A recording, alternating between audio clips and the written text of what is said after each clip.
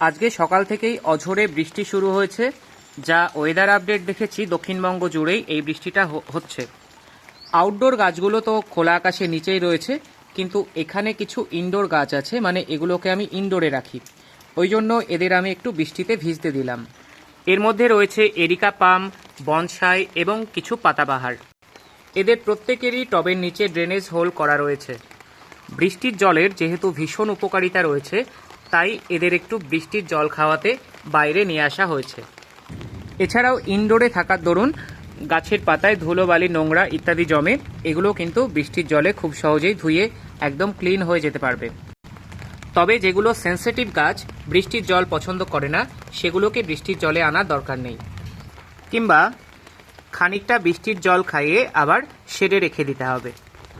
আর যেগুলো হার্ডি গাছ, টবের নিচে ড্রেনেজ হোল রয়েছে, তাদের বৃষ্টির জলে রাখলেও অসুবিধার কিছু নেই।